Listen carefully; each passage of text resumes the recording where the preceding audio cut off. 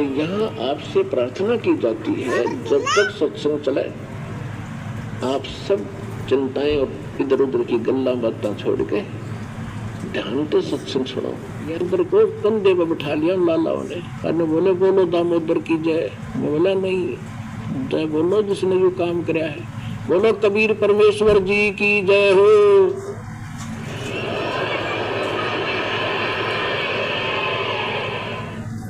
अब उधर से परमात्मा उसी दिन रात्रि में सत्संग कर रहे थे 7-8 बजे से,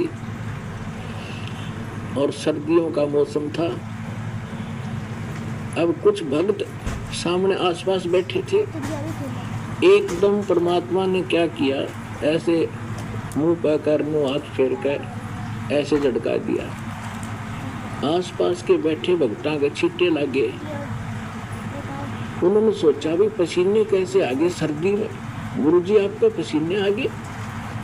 तो प्रभु बोले ना भाई, पसीने को नहीं आए। और क्या था, ये पानी कहाँ से आ गया? कि मेरे भगत का जहाज डूबा था। दामोदर सेठ नहीं था, भी नाम लेकर गया था, कहाँ जी, हाँ जी, उसका जहाज डूबा था भाई। अब वो उसने बचा कर आया। अब वो भगत सोच रहे थे अब भाई, अब क्योंकि हम भक्ति अवश्य करते हैं लेकिन विश्वास तब नहीं होता। और परमात्मा कहते हैं कहा हो तो हरि नाम से, जब मन में नहीं विश्वास, बिना विश्वास के जो भक्ति करते हैं वो सफल नहीं होते हैं। तो वो कच्चे से थे और मन में उनका न्यू थी।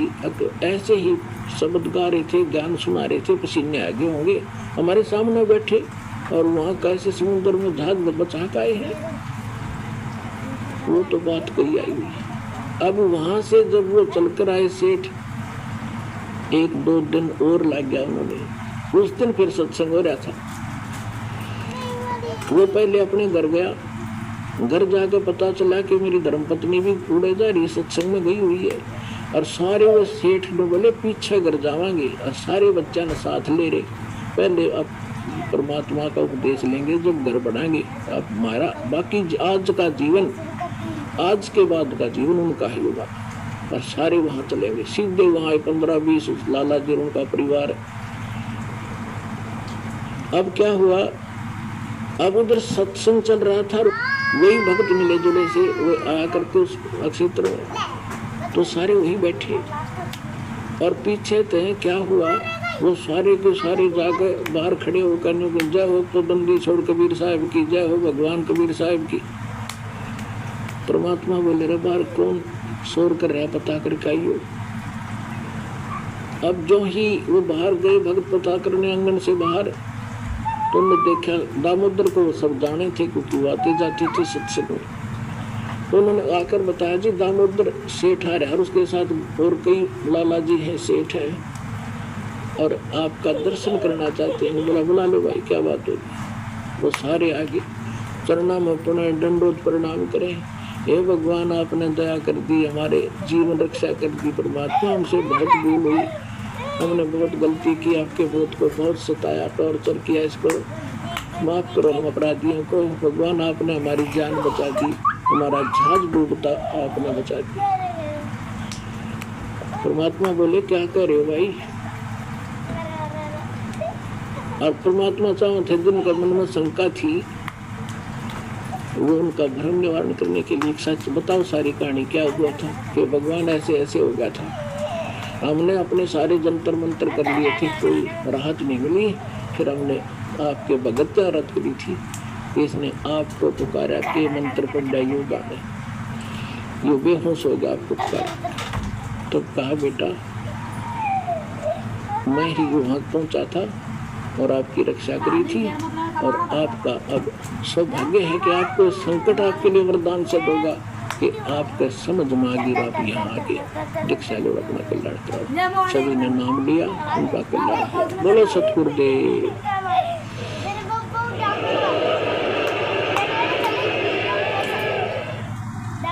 दामोदर सेठ के होठ अकाज, अर्ज करी डूबता देख जहाज। दामोदर सेठ के होठ अकाज, अर्ज करी डूबता देख जहाज, लाज मेरी रखियो गरीब नवाज, समुद्र से पार लंघाने वाले, लाज मेरी रखियो गरीब नवाज, समुद्र से पार लंघाने वाले। धन धन सतगुरु सत कबीर भक्त की, पेड़ मिटाने वाले सत साई। परम पिता परमात्मा पूर्ण ब्रह्म सारी सृष्टि के रचनहार कबीर देव कबीर परमेश्वर जी की असीम रजा से आप सभी पुण्यात्माएं सत्संग सुनने के लिए उपस्थित हुए। जिन पुण्यात्माओं के, जिन प्राणियों के पुण्य बहुत ज्यादा होते हैं, उनको मानव शरीर प्राप्त होता है। मानव शरीर दो प्रकार से प्राप्त होता है। एक तो तरल वाइज मिलता है। परमात्मा का विधान है कि इस जीव को भले ये कितना ही निकम्मा हो, 84 लाख प्रकार के प्राणियों के कष्टों को पूरा एक चक्कर लगाने के उपरांत इसको एक मानव शरीर परमात्मा अवश्य दिलवाते हैं। और दूसरी प्रकार का जो मानव शरीर प्राप्त होता है वो उन पुण्यात्माओं को होता है जो पहले भी मानव थे, उनके पुण्य ज्यादा थे, जिस कारण से किसी जन्म में उन्होंने शुभ साधनाएं, शास्त्रानुकूल साधनाएं की होती हैं, शुभ संस्कार बनाए होते हैं, जिसके परिणाम स्वरूप उनको कई कई सैकड़ों भी मानव शरीर प्राप्त हो जाते हैं। लेकिन उन मानव शरीर के अंदर यदि सतगुरु नहीं मिलते तो उनको फिर से शुभ संस्कार बनाने का अवसर प्राप्त नहीं होता। और सतगुरु के अतिरिक्त अन्य किसी नकली संतों से ज्ञान प्राप्त करके साधना करते हैं, वो शास्त्र विरुद्ध साधना होने से योग लैस होती है। उदाहरण के लिए श्रीमद् भगवत गीता अध्याय नंबर 16 के श्लोक 23 और 24 पर्याप्त है। और जब तक हम शास्त्र अनुकूल साधना नहीं करेंगे, हमारे आध्यात्मिक शुभ संस्कार नहीं बन सकते।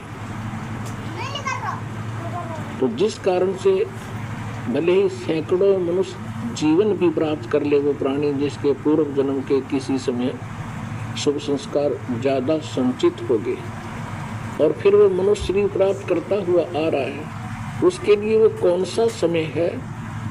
अब ये समय है जो ये प्राइम टाइम है, ये बिचली पीढ़ी प्रारंभ होगी कलयुग की। इसमें परमात्मा अपने बच्चों को अपने वचनानुसार अब सबको तत्व ज्ञान से परिचित कराएगा, सतनाम सारनाम सबको प्राप्त कराएगा। जो यहाँ से निकल जाएंगे सावधानी बरत कर सत साधना करके, वो तो गए, सफल हुए। और जो नहीं निकल पाए और साधना कर रहे हैं, किसी भी कारण से वो फाउल हो जाते हैं और पार नहीं हो पाते हैं, तो वो भी करोड़ों और काफी करोड़ों की संख्या में ऐसे हो जाते हैं। तो जो करोड़ों की संख्या में सत्साधना करते हुए और यहाँ रह जाएंगे, ये मंत्र ऐसे अनमोल और इतने कीमती हैं, इनकी थोड़ी ही साधना से बहुत ज्यादा आध्यात्मिक एनर्जी स्टोर हो जाती है। सतनाम के विषय में सूक्ष्म वेद में कहा है, सतनाम पालड़ रंग होरी हो, 14 लोक चढ़ाव राम रंग होरी हो, 3 लोक पास अंग धरो रंग होरी हो, तो ना तुलाया राम रंग होरी हो। जैसे हम यहाँ के त्योहार मनाते हैं, होली होरी मीन खुशी से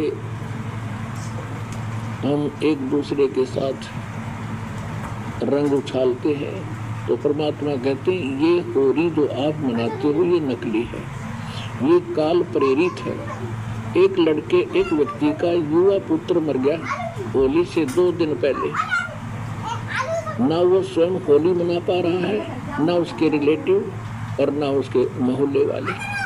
तब कहाँ गई वो होली जिसको इतना इम्पोर्टेंट तो हर मान रहे थे। तो परमात्मा और उससे परिचित संत कहते हैं कि इस नकली सांग में, इस नकली स्थान पर आप ये नचा गाई करते हो, आपने भांग पी रखी है, नशे में बकवाद कर रहे हो। इस भांग का नशा, काल की माया का नशा अज्ञानता में प्रेरित होकर कर रहे हो, या एक पलक में ना जाने के बिजली गिर जाए ऐसे लोग में तुम खुशी मना रहे हो। या तो जब आपको ज्ञान होगा आंखों से आंसू नहीं सूखेंगे, हम के कष्ट उठा रहे हैं और आगे क्या जुल्म होगा हमारे साथ। तो असली होरी राम नाम की होरी है। या खेलो, दिन रात खेलो, रात खेलो दिन खेलो, सुमन करो दिन रात इस राम नाम की होरी से, इस रंग को बखेरो। तो क्या कहते हैं कि सतनाम जो 2 अक्षर का मंत्र है, जिसमें एक ओम है एक तत्व है, और ये ऐसा अनमोल मंत्र है, इसकी इतनी कीमत बताई है। यदि विधिवत परम संत अधिकारी संत से प्राप्त करके